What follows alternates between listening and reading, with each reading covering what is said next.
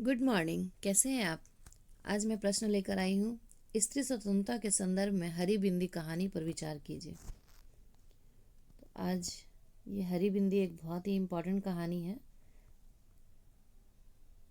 इसकी भूमिका में मैंने लिखा है, हरी बिंदी एक युवा स्त्री की घटनाओं के क्रम के दो छोर हैं।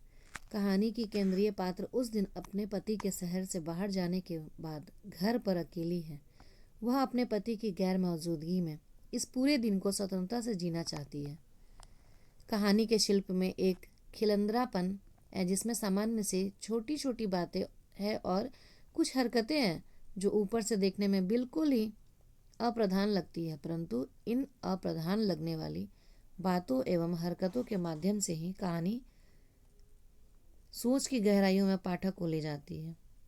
स्त्री को ख्याल आता है कि उसका पति राजन दिल्ली गया हुआ है। वह आश्वस्त होती है कि आज सुबह जल्दी उठना नहीं पड़ेगा। वह पलंग पर एक छोर से दूसरे छोर तक लेट जाती है। स्त्री का यह आश्वस्त होना वास्तव में बंधे बंधाए उस नित्य क्रम से मुक्त होने की आश्वस्ति है। स्त्री जीवन की दिनचर्याएं बंधी बंधाई है, परंतु ये दिनचर्याएं उनके अपने न होकर दूसरों की सुविधा के लिए है। दूसरों द्वारा बनाई गई व्यवस्था से तनिक मुक्ति की सांस लेकर नायिका बिस्तर पर जब पूरा लेट जाती है तो कहानी वहां जीवन को पूरेपन के साथ पाने और समग्रता में जी लेने का संकेत देती है, जिससे तमाम दबावों के रहते स्त्री सदैव वंचित रह जाती है। कहानी की स्त्री कलाई पर घड़ी बांधकर सोती है, यह उसकी आदत है, जबकि पति राजन घड़ी की आवाज़ से चिढ़ता है और उसे उतारने को कहता है। कहानी की नायिका आंख खुलने के बाद चाय बनाकर खिड़की का पर्दा हटाकर बाहर की ओर झांकती है तो उसे धुंध दिखाई देती है। नायिका को धुंध भली लगती है क्योंकि धुंध में सब कुछ अदृश्य है और इसमें एहसास है कि कुछ दूर ऐसा है जो मोहक है। वह कहती है कि जीवन को अपने ढंग से जी लेने में जो सुख है वह दूसरों के द्वारा बनाई गई व्यवस्था में जी लेने में नहीं है। स्पष्ट है कि स्त्री जब पैदा होती है तब उसके लिए यह तय कर दिया जाता है कि उसका जीना, उठना, बैठना, बोलना, चलना सभी कुछ किस प्रकार का होगा। एक टूर पैकेज के यात्री की तरह स्त्री अपना जीवन जब जीती है तो भीतर की संवेदनशीलता धीरे धीरे शून्य होने लगती है या कुंद होने लगती है। कहा तो जाता है इस व्यवस्था में स्त्री सुरक्षित है, परंतु उसके तहत रहते स्त्री घुटन का अनुभव लगातार करती रहती है।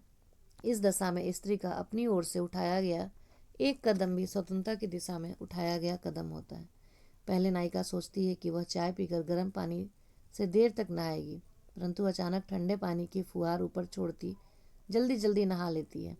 गर्म पानी और शरीर जहाँ कंडीशनिंग से जुड़ते हैं, वहीं शरीर के तापमान से भिन्न ठंडा पानी उस कंडीशनिंग की स्थिति को तोड़ती है।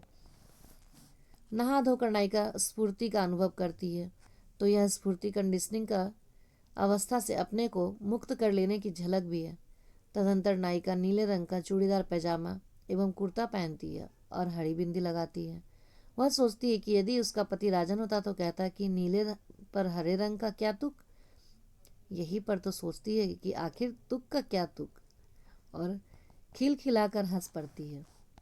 वह युवती मेज की दराज में पड़ी उन बालियों को निकालकर कानों में लटका लेती है जो शादी के बाद इसलिए पहनने छोड़ दिए थे क्योंकि वह सोने के नहीं हैं। आभूषणों के संदर्भ में कहा जाता है कि उनका प्रयोग स्त्री अपने सौंदर्य को बढ़ाने के लिए करती है, परंतु इस शादी के बाद स्त्री किस प्रकार के आभूषणों का धारण करेगी यह पति की आर्थिक सामाजिक हैसियत के आधार पर तय किया जाता है। घर से बाहर निकलती हुई नायिका जब नौकर पूछता है खाना क्या बनाऊं, तो वह नौकर से कहती है कि जो तुम्हें अच्छा लगे बना लेना, तुम्हें ही खाना है, चाहे खाओ चाहे छुट्टी मनाओ। नौकर को दी गई यह स्वतंत्रता उसकी स्वतंत्रता का प्रतिफल है जिसे स्त्री आज अनुभव कर रही है। यह एक दिन जो स्वतंत्र जीवन के प्रतीक के रूप में आता है, उसमें नौकर से कहा गया यह वाक्य खुद जियो औरों को भी जीने दो की भावना की ओर इशारा करती है, जो स्वतंत्रता की ओर संकेत करता है। नायिका के घर के बरामदे में बैठा नौकर मुंडू उस पुरुष का प्रतीक है जो हर वह काम कर सकता है जिसे समाज में वर्जित का दर्जा दिया जाता है। मुंडू सिगरेट पीता है, परंतु सिगरेट पीना समाज में वर्ज्य माना जाता है अथवा शालीन नहीं माना जाता है, अतः वह साहब या मेम साहब की उपस्थिति में सिगरेट नहीं पीता। कहानी की नायिका की यह हरकत कि पहले टैक्सी को आवाज़ देकर उसमें बैठना और बाद में यह सोचना कि कहाँ जाना है, खिलमवार सी लगती है, परंतु यह स्वतंत्रता की व्यवस्था कहानीकार अपनी कहानी के खिलंदर शिल्प में इस प्रकार करती है कि सभी की स्वतंत्रता का हनन वे ताकते तो करती ही हैं जो उसके लिए रास्ते और मंजिलों का तय कर उसे उस पर चलने के लिए कहती है। कहानी की नायिका को टैक्सी में बैठकर सर्वप्रथम सूझता है जहांगीर आर्ट गैलरी। स्वतंत्रता का एहसास सर्वप्रथम स्त्री को अनायासा ही कला की ओर खींच ले जाती है। स्वतंत्र ही जहांगीर आर्ट गैलरी और चित्र प्रदर्शनी का उसके ध्यान और जवान पर आ जाता है। इसी की सूचना है चित्र प्रदर्शनी में युवती चित्र को देखती है तो उसे आनंद आता है, क्योंकि आज स्वच्छंद मन से किसी भी चीज का आस्वादन करने में वह सफल है। सड़क के किनारे रेस्तरां देखकर नायिका को याद आता है कि उसे काफी जोर से भूख लगी है। आमतौर पर स्त्री का जीवन रसोई और खाने के साथ जुड़ा होता है, परंतु यह जुड़ना अधिकतर दूसरों की भूख और स्वाद को ध्यान में रखते हुए होता है। स्त्रियों की अपनी भूख या उसकी अभिरुचि का ख्याल ही नहीं होता। घर के खाने का स्वाद तथा समय पुरुष की पसंद और सुविधा पर ही आश्रित रहता है, भले ही खाने की पूरी तैयारी स्त्री द्वारा क्यों न की जाती हो। रेस्तरां में जाकर युवती ऑर्डर देती है, 1 प्लेट गर्मा गर्म टिकिया और 1 आइसक्रीम, तो उसमें खाद्य संबंधी अवधारणा के बने बनाए ढांचे को तोड़ने की बात आती है। यहाँ वह स्त्री स्वाद का ढांचा तोड़कर अपनी स्वतंत्रता को अभिव्यक्त करती है। रेस्तरां के बाहर निकलकर युवती की सोच में पिक्चर देखने की बात आती है। वह एक ऐसी फिल्म देखना चाहती है जो उसकी अपनी पसंद की हो, पति द्वारा चुनी हुई नहीं। संकेत यहाँ इस बात का है कि खाते की ही भांति स्त्री का देखना भी, अर्थात स्त्री क्या देखे और कितना देने और कितने देखे का निर्णय पुरुष की अभिरुचि और उसके स्तर के आधार पर ही तय करता है। यहाँ कहानी की नायिका अपने द्वारा देखे जाने का दृश्य पट स्वयं तय कर रही है। इस प्रकार वह दृश्य हेतु बनाए गए ढांचों को तोड़ रही है।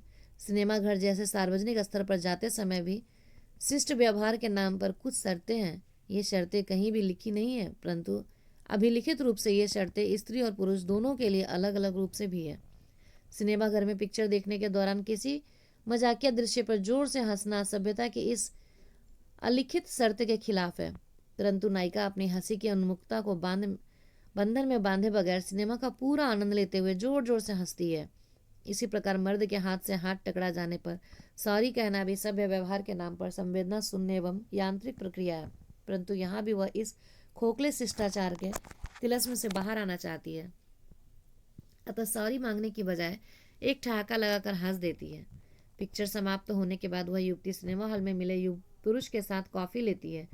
वह स्वयं कॉफी के पैसे देती है और आश्वस्त होती है कि पुरुष होने के नाते उसके साथी ने पैसे देने की जिद नहीं की। युवक को लगता है कि वह जीवन में पहली बार एक ऐसे पुरुष से मिल रही है जो यह नहीं जानना चाहता कि उसके पति है या नहीं, और है तो क्या काम करते हैं। स्त्री इसे एक सकारात्मक परिवर्तन के रूप में लेती है। आधे आधे पैसे भाड़े के देकर टैक्सी लेकर घर जाने की बात हुई, परंतु टैक्सी से स्त्री उतरने को होती है पर पैसे निकालने पर पुरुष मना कर देता है। यहाँ स्त्री असहज होती है, पर पुरुष उसके क्यों के जवाब में कहता है, आज का दिन मेरे लिए काफ़ी कीमती रहा है, मैंने आज से पहले किसी को हरी बिंदी लगाए नहीं देखा।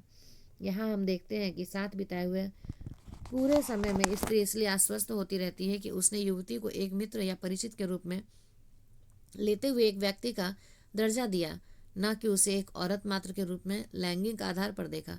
स्त्री इसे सामान्य का ही संकेत मानती है, परंतु अंततः स्पष्ट होता है कि इस पुरुष का भी ध्यान उसके खुले व्यक्तित्व या स्वतंत्र चिंतन पर जाकर उसके शरीर की सजावट के लिए लगाई गई हरी बिंदी पर गया।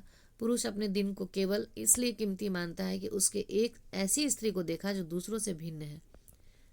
इस तरह निष्कर्ष है कि इस प्रकार बेहद कसे शिल्प में रची गई कहानी अपने प्रतीकों के माध्यम से स्त्री स्वतंत्रता और अस्मिता का नया पाठ रचती है।